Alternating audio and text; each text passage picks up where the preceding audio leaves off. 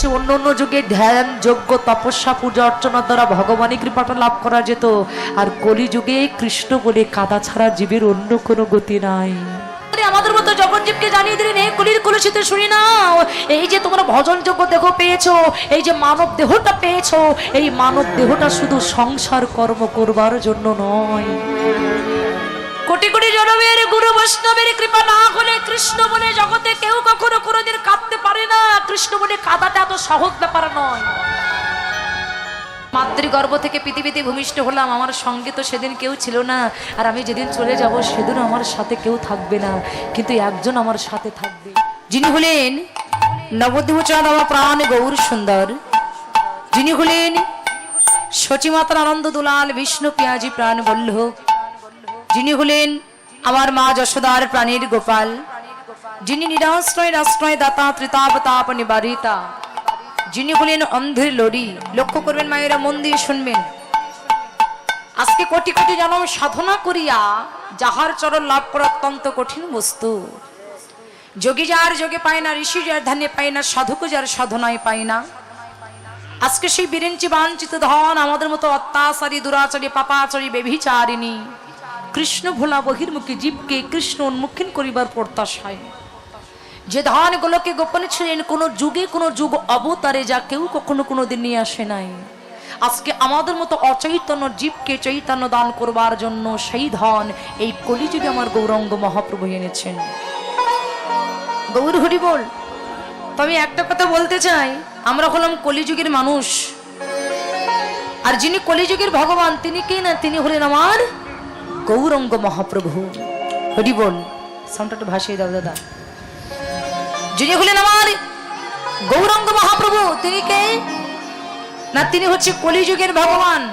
আমার এই কলিযুগের ভগবান তিনি হলেন গৌরাঙ্গ মহাপ্রভু। তাহলে আমাদের প্রত্যেকের কর্তব্য কি বাবা? গৌরাঙ্গ মহাপ্রভু যে আদর্শটা দিয়ে গেলেন আমাদের, সেই আদর্শটা মেনে চলা। কি গো, আপনি কার আদর্শ মেনে চলবেন? যিনি আমার কলিযুগের ভগবান গৌরাঙ্গ মহাপ্রভু, যিনি আদর্শটা আমাদের দিয়ে গেলেন, আমাদের প্রত্যেকটা জীবের কর্তব্য সেই আদর্শটাকে মেনে চলা। তাহলে গৌরাঙ্গ মহাপ্রভু তিনি আমাদের কি আদর্শ দিয়ে গেলেন, তিনি আমাদের কি শিক্ষা দিলেন? লক্ষ্য করবেন, মন দিয়ে শুনবেন।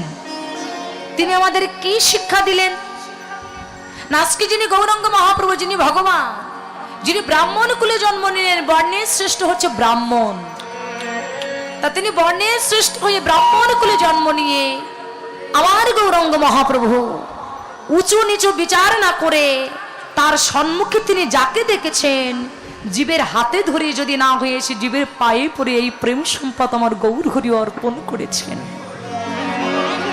বাবা, আজকে শুধু এই কীর্তন আসলে দাঁড়িয়ে নয়, প্রত্যেকটা কীর্তন আসলে দাঁড়িয়ে বড় গৌরব করে বলতে ইচ্ছা করে, গৌর আমাদের ভগবান, গৌর বাঙালির ভগবান, গৌর জনদরদি ভগবান। কেন আমি একটা কথা বলতে পারি, সত্য ত্রেতা দ্বাপার কলি চারটি যুগ, অন্য অন্য 3 যুগে ভগবান এসেছেন, আর এই কলিযুগে আমার গৌরাঙ্গ মহাপ্রভু এসেছেন। তবে আমি একথা গৌরব করে বলতে পারি, আমার গৌরাঙ্গ মহাপ্রভুর মতো এত দয়া এত করুণা কারোর ভিতরে ছিল না। আপনারা বলতে পারেন ত্রেতা যুগে রামচন্দ্র যখন বনবাসে গিয়েছিলেন তখন তিনি তো গহুক চণ্ডালকে উদ্ধার করেছিলেন। তো বাবা, তিনি যখন গহুক চণ্ডালকে উদ্ধার করেছিলেন সেই লীলাটা তার একদিনের জন্য ছিলেন। তিনি যখন আবার তার গৃহে ফিরে গিয়েছিলেন, অযোধ্যায় যখন ফিরে গিয়েছিলেন, তখন সেই গহুক চণ্ডালের কথা কিন্তু প্রভু রামচন্দ্রের মনে ছিল না। কিন্তু আমার গৌরাঙ্গ মহাপ্রভু কে অন্যায় করেছে, কে অপরাধ করেছে এই বিচার না করে তিনি যাকে দেখেছেন, যে পাপিষ্ট ব্যক্তি, যে যার বদন কেউ দেখে না, দেখুন লক্ষ্য করবেন, মন দিয়ে শুনবেন। কিন্তু নবদ্বীপের কিছু ভক্ত ছিলেন যারা একেবারে নিম্ন শ্রেণীর ভক্ত, যাদেরকে দেখলে মানুষ থু ফেলায়, ঘৃণা করে, যারা যদি কেউ দেখে যে ওরা ওই পথ দিয়ে আসছে, অন্য অন্য মানুষ আর এক পথ দিয়ে চলে যায়, ওদের মুখ পর্যন্ত দর্শন করে না, যারা একেবারে নিম্ন শ্রেণীর ভক্ত। তাই সেই ভক্তগণ একদিন পথ দিয়ে যাচ্ছিলেন, আর ঠিক সেই পথ দিয়ে আমার গৌরাঙ্গ মহাপ্রভু যাচ্ছিলেন। তাই সেই ভক্তগণ মা আমার গৌর হরিকে দর্শন করে একটু দূরে সরে দাঁড়ালেন। আর গৌরকে দেখে যখন এই ভক্তরা দূরে সরে দাঁড়িয়েছেন, তখন আমার গৌরাঙ্গ মহাপ্রভু এই ভক্তদের কাছে যে প্রশ্ন করেছিলেন যে ভক্তগণ, আজকে আমি তোমাদের কাছে এসেছি, আর তোমরা আমাকে দেখে কেন দূরে সরে গেলে? ভক্তগণ গৌরাঙ্গ মহাপ্রভুর কথাটা শ্রবণ করে গৌর হরিকে ডেকে বলেছিলেন, দয়াময়, তুমি যেন অপরাধ নিও না। আজকে তোমাকে দেখে আমরা দূরে সরে গেছি কেন জানো? এই নবদ্বীপে আমরা হলাম নিম্ন শ্রেণীর ভক্ত, আমরা ছোট জাত, আমাদেরকে দেখলে মানুষ ঘৃণা করে। তাই দয়াময়, আমাদের মতো নিচু জাতের সঙ্গ করে যদি তোমার জাতের কোনো কলঙ্ক হয়, প্রভু গো, আমরা তো চাই না যে আমাদের মতো নিচু জাতের সঙ্গ করে তোমার জাতের কোনো কলঙ্ক হোক। ভক্তগণ যখন এই কথাটা বলেছিলেন, তখন আমার গৌরাঙ্গ মহাপ্রভু আছাড়কে ভক্ত চরণে পড়ে চরণ দুটি বুকে জড়িয়ে ধরে বলেছিল, ভক্তগণ, আজকে তোমরা শুনে রাখো, আজকে এত জাতের বিচার, আজকে আমি তোমাদের একটা কথা বলে দিলাম, মনে রাখবে, এই জাত যেতে যেতে যেতে যেতে আমি একদিন এমন একটা জাত তৈরি করব যে জাতের নাম হবে বৈষ্ণব জাত। এই সমাজে যেতে যেতে একদিন আমি এমন একটা সমাজ তৈরি করব যে সমাজের নাম হবে বৈষ্ণব সমাজ। হরি বল, হরি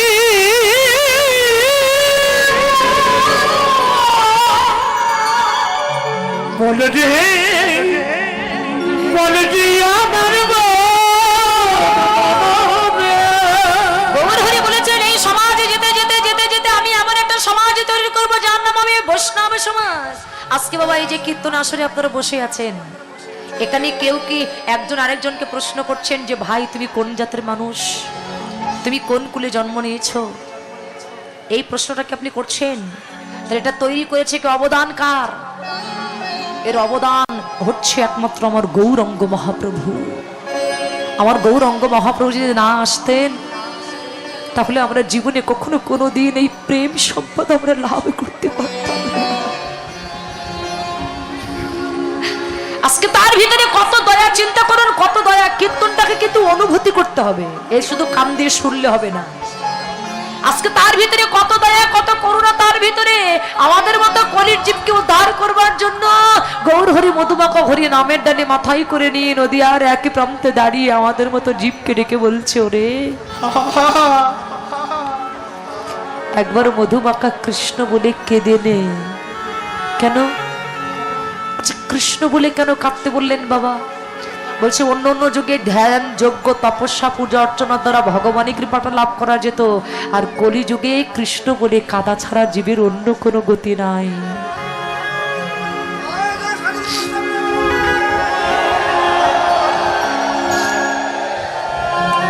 এই কলি যুগে জীবের একমাত্র গতি হচ্ছে কৃষ্ণ বলে কাদা। গৌর হরি জগৎজীবকে জানিয়ে দিলেন, এ জগতে যে ভক্ত কৃষ্ণ বলে কাঁদতে পারবে, যার চোখের জল যত বেশি করে ঝরবে, সে তত তাড়াতাড়ি আমার কৃপা লাভ করতে পারবে। যে কৃষ্ণ বলে কাঁদতে পারবে না, সে যতই পণ্ডিত হোক, যতই আচারী হোক, সে যতই গ্রন্থপাতি অধ্যয়ন করুক, আর যতই পণ্ডিত হোক না কেন, কৃষ্ণ নামে যদি তার প্রেম না হয়, তাহলে তার সবকিছুই হচ্ছে বৃথা, তার সবকিছু বৃথা। কোন প্রেম ছাড়া নাহি মেরে নন্দলালা। গৌরাঙ্গ মহাপ্রভু বললেন, নাম করো, কিন্তু শুধু নাম নয়, নামের ভিতরে থাকবে প্রেম, ভক্তি আর দুই নয়নের জল। এই প্রেম দিয়ে, এই ভক্তি দিয়ে যদি কোনো ভক্ত একবার কৃষ্ণ বলে কাঁদতে পারে,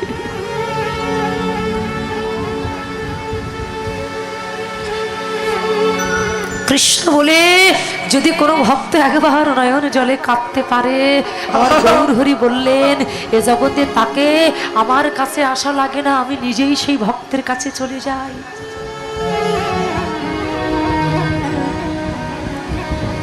কৃষ্ণ বলে কাদা ছাড়া কলিযুগের অন্য কোনো গতি নাই। এই জন্য গৌর হরি আজকে মধুমাখা হরি নামে ডেরে মাথায় করে নিয়ে আমাদের মতো কলি জীবকে দর্শন করে ওই নদীয়ার এক প্রান্তে দাঁড়িয়ে আমাদের মতো জীবকে ডেকে বলছে, হে কলি জীব শোনো, একবারে কৃষ্ণ বলে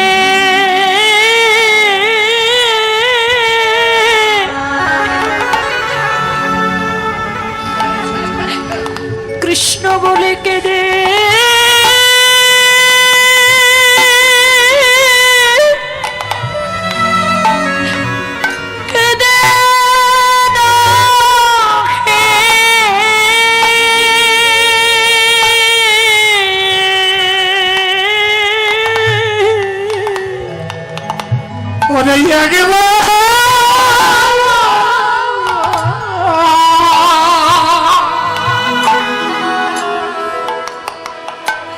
একেবারে কৃষ্ণ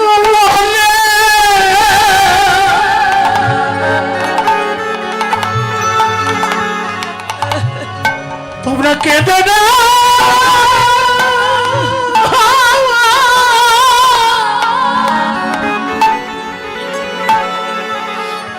কেঁদে না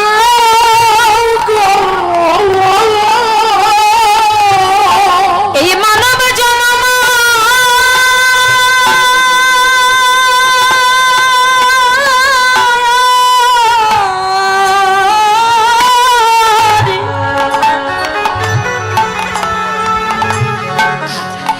এই জন্ম আর হয় কি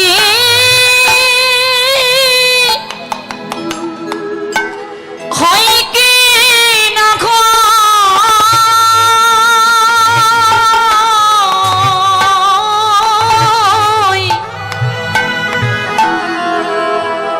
তুই একেবারে কৃষ্ণ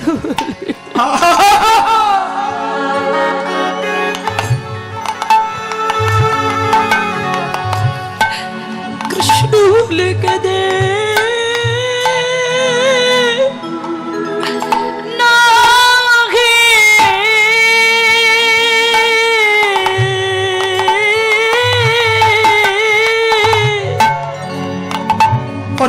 মানব জন্ম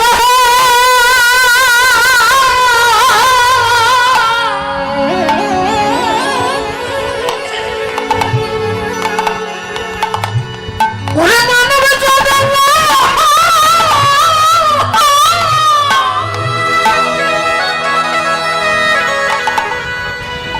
আরে হরে কি না তোমরা কৃষ্ণ বলে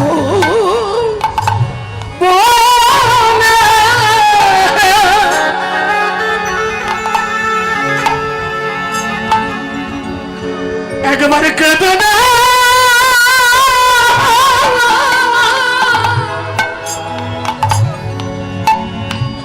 তোমরা কেঁদে না তোমাদের কাদা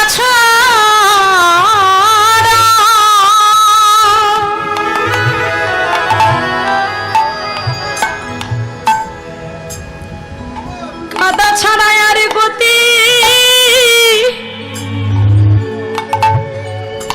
গতি নয় রে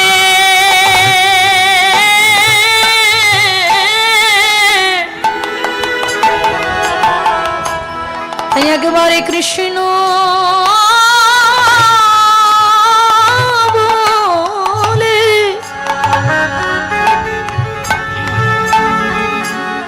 গৌরাঙ্গ মহাপ্রভু মধুমাখা হরি নামে ডালি মাথায় করে নিয়ে নদী আর এক প্রান্তে দাঁড়িয়ে আমাদের মতো কলিজীবকে লক্ষ্য করে বললেন, কলিজীব কৃষ্ণ বলে কেঁদে নাও। কৃষ্ণ বলে কাঁদতে বললেন কেন বাবা? বলছি কৃষ্ণ বলে কাদার ভিতরে যে কত আনন্দ। এই জগতে যে ভক্ত একবার কৃষ্ণ বলে কাঁদতে পেরেছে, জগতে সেই ভক্ত জানে যে কৃষ্ণ বলে কাদার ভিতরে কত আনন্দ। হরি বল হরি বল। এই মায়ার সংসারে বাবা যদি কেউ মারা যায় তার জন্য আপনি কতদিন কাঁদবেন? সেই চোখের জল বেশি দিনের জন্য ঝরে না। কিন্তু কৃষ্ণ প্রেমটা এমনই প্রেম, এই প্রেম যদি কোনো ভক্তের হৃদয়ে একবারে জেগে যায়, দেখেন না, যদি কোনো পিতা পুত্র এক জায়গায় বসে মধুমাখা হরিনাম শ্রবণ করে, হরিনাম শ্রবণ করতে করতে যদি কোনো পিতা একটু ভাবের ঘরে ডুবে যায়, তার সম্মুখে যে তার পুত্র বসে আছে এই জ্ঞানটা তখন ওই পিতার ভিতরে থাকে না। তখন কত পিতা ছুটে যেয়ে তার পুত্রের চরণ দুটি বুকের ভিতরে জড়িয়ে ধরে।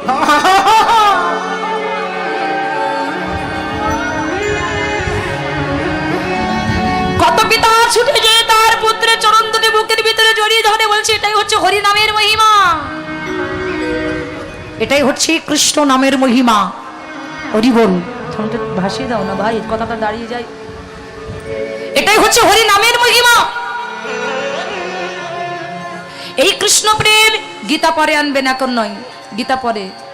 এই কৃষ্ণ প্রেম, এই হরি নাম যদি কোনো ভক্তের হৃদয়ে একবার জেগে যায় বাবা, এই জগতে তার ভিতরে কোনো হিতাহিতি জ্ঞান থাকে না। কে আমি, কে আমার পরিচয়, আমার কত তালা বাড়ি আছে, কত গাড়ি আছে, কত টাকা পয়সা আমার ব্যাংকে আছে, এই জ্ঞানটা তখন ওই ভক্তের ভিতরে থাকে না। সেই ভক্ত সবকিছু ত্যাগ করে চিরজনমের মতো গৌর গোবিন্দের চরণে তার দেহটাকে হরি করে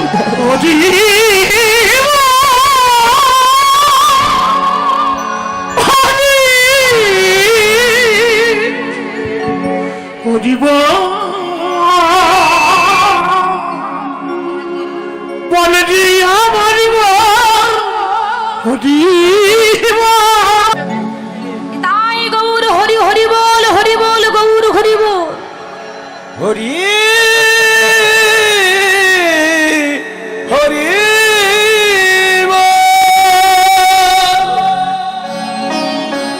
আজকে এই হরি নামের মহিমা এমনই মহিমা, এই নামের ভিতরে যে ভক্ত একবার ডুবে গেছে জগতে, সেই ভক্ত জানে সে সবকিছু পরিত্যাগ করে পথের ভিখারি হয়ে যায়। তার এই প্রমাণ আমাদের বাংলাদেশেই তো আছে বাবা। যারা রাজশাহী খেতড়ি ধামে গেছেন, আজকে যিনি এই কীর্তন এনেছেন, যিনি প্রেম ভক্তির মহাজন ঠাকুর নরোত্তম দাস ঠাকুর, রাজশাহী খেতড়ি ধাম যারা দর্শন করেছেন বাবা, একটু কারা কারা গেছেন কৃপা করে একটু হাত তুলুন তো দেখি, খেতড়ি ধাম কারা কারা গেছেন। জয় রাধে, মায়েরা হাত তুলুন। আপনারা জাননি, তাহলে আপনাদের দুর্ভাগ্য। আমি মনে করবো আপনাদের দুর্ভাগ্য। আজকে লক্ষ লক্ষ টাকা বছরে খরচ করে ফেলছেন, সংসারের মধ্যে মাছ মাংস খেয়ে ফেলছেন, কত কিছু করছেন, মেয়ে জামাই আসছে সেদিকে লক্ষ লক্ষ টাকা আপনি ব্যয় করতে পারছেন, কিন্তু আপনার পাশের পরবর্তী জেলা রাজশাহী জেলা, সেখানে গিয়ে খেতড়ি ধাম দর্শন করতে পারলেন না। তাহলে আমি মনে করব আপনার দুর্ভাগ্য। কেন জানেন? এই যে আমি বছরে অনেকবার ইন্ডিয়াতে যাই, ইন্ডিয়ায় অনেক ভক্ত আমাকে শুধু একটা কথাই বলে যে দিদি আমি পাসপোর্ট করব বাংলাদেশে যাওয়ার জন্য, শুধু একটা কারণ, সেটা হলো আমি একটু এই খেতড়ি ধাম দর্শন করতে যাব। আমি একটা কারণে শুধু পাসপোর্ট করব, শুধু একটু খেতড়ি ধাম দর্শন করব। তো ওই দিকে তাকিয়ে দেখুন, যারা দর্শন করেছেন সেই দিকে একটু লক্ষ্য করুন, যার পিতার এখনো পর্যন্ত কোটি কোটি টাকার সম্পত্তি আছে, তার পিতার কোটি কোটি টাকার সম্পত্তিকে পরিত্যাগ করে চিরজনমের মতো তিনি গৌর গোবিন্দের চরণে তার দেহটাকে তিনি অর্পণ করে দিলেন। তিনি যখন বৃন্দাবনে গিয়েছিলেন খালি পায়ে হেঁটে 2200 কিলো হেঁটে গিয়েছিলেন, 2200 কিলো খালি পায়ে হেঁটে গিয়েছিলেন। এটা নহে সামান্য কথা।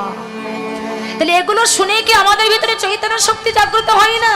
গৌর হরি আমাদের মতো জগৎজীবকে জানিয়ে দিলেন, এই কলির কলুষিতে শুনি নাও, এই যে তোমরা ভজনযোগ্য দেহ পেয়েছো, এই যে মানব দেহটা পেয়েছো, এই মানব দেহটা শুধু সংসার কর্ম করবার জন্য নয়।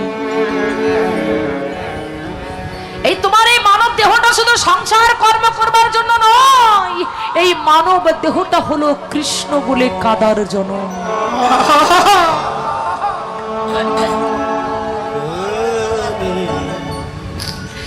এই মানব দেহ হচ্ছে হরি বলে কাদার জনম, এই মানব দেহটা হচ্ছে হরি ভজনের জনম, এই মানব দেহটা হচ্ছে সাধুগুরু বৈষ্ণব চরণ সেবায় লাগানোর জনম। মনে রাখবে হে জগৎবাসী, মনে রাখবে, মনুষ্যকুলে জন্ম পেয়ে এই হরি ভজন যোগ্য দেহ পেয়ে সেই দেহ যদি হরি ভজনে সাধুগুরু বৈষ্ণবের চরণে নামাতে না পারলে তোমার মানব জনমটাই হচ্ছে বৃথা।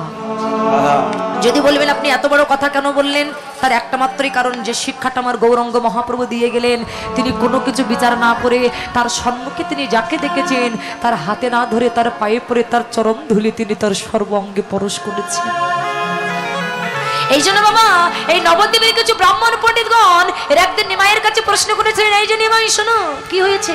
বলে তুমি জাতিতে একটা ব্রাহ্মণ পুত্র, আর জাতিতে ব্রাহ্মণ পুত্র হয়ে তুমি উঁচু নিচু মানো না, যাকে পাও তাকে কোল দাও, একটা মুচিকে দেখলে কোল দাও, একটা মেতরকে দেখলে কোল দাও, একটা চন্দলকে দেখলে কোল দাও। তা তুমি ব্রাহ্মণ পুত্র হয়ে তুমি যে এই কাজগুলো করছো, তুমি কি জানো না তাতে আমার জাতটা চলে যাচ্ছে? তুমি একটা ব্রাহ্মণ পুত্র হয়ে এই কাজগুলো কেন করো? তাতে আমাদের ব্রহ্মণত্ব চলে যায়, ব্রাহ্মণের ব্রহ্মত্ব থাকে না, তাতে জাতে চলে যায়। তুমি যাকে দেখো তাকে কোল দাও কেন, তার চরণ ধুলি কেন অঙ্গে মাখো? আর যখনই বলেছিলেন তখন এই কথা শ্রবণ করে নিমাই তখন ব্রাহ্মণ পণ্ডিতগণকে ডেকে বলেছিলেন যে ব্রাহ্মণ পণ্ডিতগণ, আপনারা যে প্রশ্ন করেছেন আমার কাছে, এই একই প্রশ্ন একদিন আমি আমার গুরুদেবের কাছে করেছিলাম যে গুরুদেব, আমি এই জগতে যে ভক্তের চোখে কৃষ্ণ বলে জল দেখি, আমি ছুটে গিয়ে সেই ভক্তের চরণ দুটি আমার বুকের ভিতরে আমি জড়িয়ে ধরি। আচ্ছা গুরুদেব, তাতে কি আমার জাতে চলে যায়? এই কথা শ্রবণ করে আমার গুরুদেব আমাকে ডেকে বলেছিল, নিমাই মনে রাখবে, কোটি কোটি জনমের সুকৃতির ফল না থাকলে কৃষ্ণ বলে কোনোদিন কারো চোখে জল আসে না।